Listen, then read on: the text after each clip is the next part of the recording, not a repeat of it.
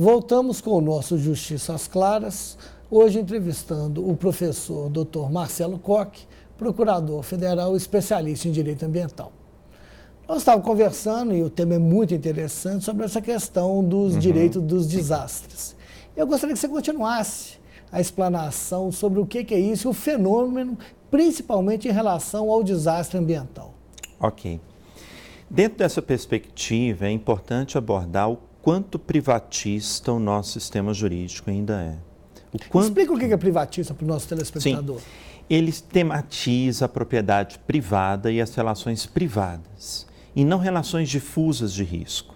Isso pode ser emblematizado com o próprio Código Civil, exemplificando para ti e para aqueles que participam conosco.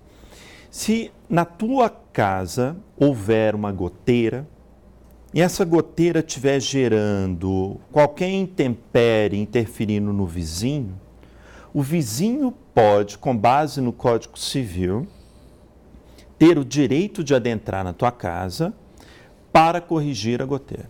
Sim.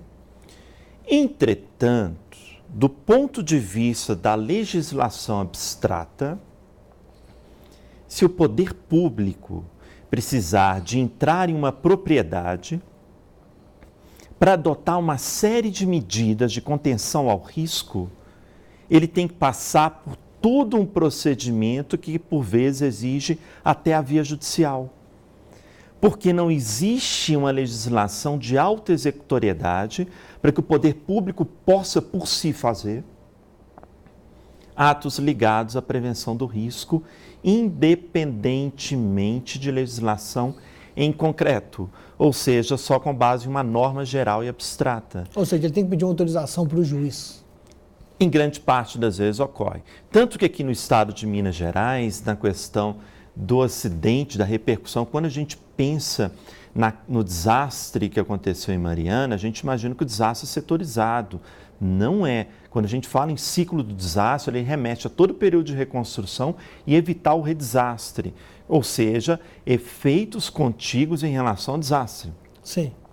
O que teve que ser feito? União, estados, Minas Gerais e Espírito Santo, tiveram um embrenhar de luta muito grande para que fosse elaborada uma requisição de entrada em propriedades para construir obras em razão das chuvas da virada do ano, porque elas poderiam fazer um revolver daquela camada de lama que ficou sedimentada e gerar uma situação de redesastre. Imagine, os órgãos públicos, para poder cumprir também a sua meta de evitar, encontram a lacuna legislativa para tanto. E essa lacuna é contagiada por uma crítica, por vezes, abstrata por parte da população. Qual seria? A população, às vezes, e isso é uma meia-culpa que eu e todos temos que fazer, às vezes somos passivos em relação ao direito da informação.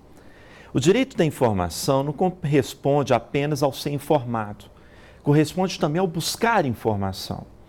Para que vocês tenham ideia, o IBAMA disponibiliza na página dele, www.ibama.gov.br, toda uma central de informações sobre o evento do desastre de Mariana.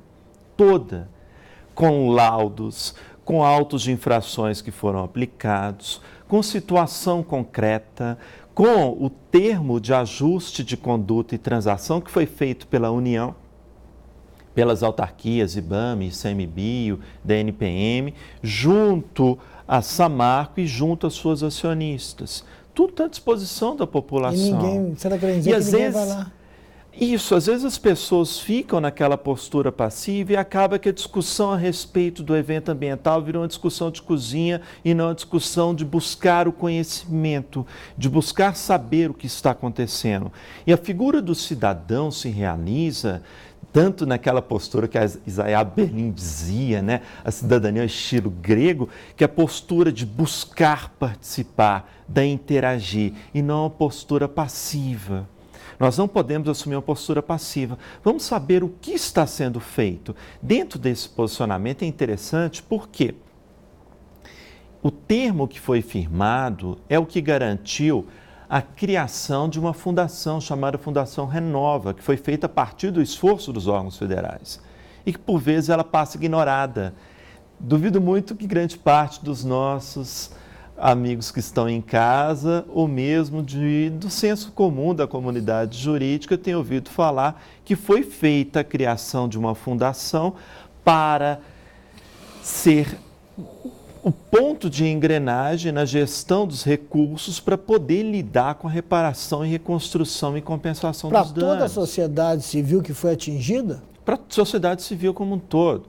Ou seja, criou-se ali uma personificação voltada a rebater e reconstruir, enquanto procedimento de resposta, a questão do desastre. Então, a questão do desastre exige não só informação anterior, ela exige uma participação no durante. Uma participação no durante que faz com que nós lidemos com posturas para evitar que aquilo volte a acontecer, que é a postura do paradoxo que eu digo.